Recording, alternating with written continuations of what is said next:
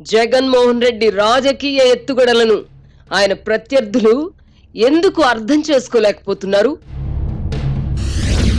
సంప్రదాయ రాజకీయాలకు అలవాటు పడ్డ చంద్రబాబు జగన్ జిత్తుల్ని అంచనా వేయడంలో విఫలమయ్యారా?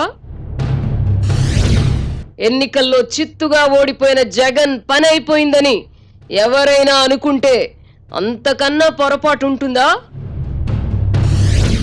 జగన్మోహన్ రెడ్డిని తేలికగా తీసుకొని 2019లో బొక్కబోర్లా పడిన చంద్రబాబు ఇప్పటికైనా ఆ తప్పును గ్రహించారా?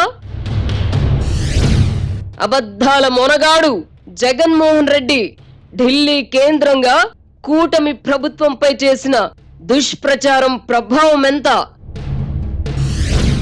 చంద్రబాబు నెల రోజుల పాలనలో 36 మంది హత్యకు గురయ్యారని జగన్ పచ్చి అబద్ధాలు ఎలా చెప్పగలిగారు?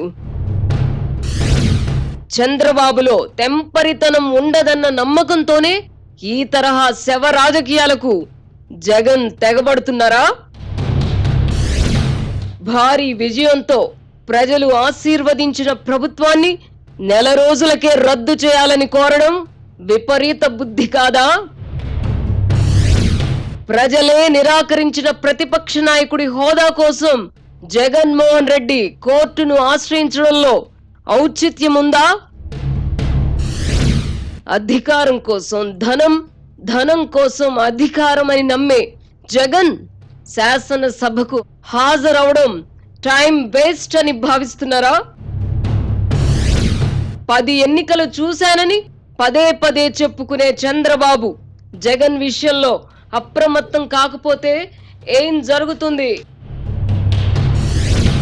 రాజధాని అమరావతికి కేంద్రం ప్రకటించిన 15,000 కోట్ల సాయం పైన జగన్ అండ్ కో ఎందుకు దుష్ప్రచారం చేస్తోంది?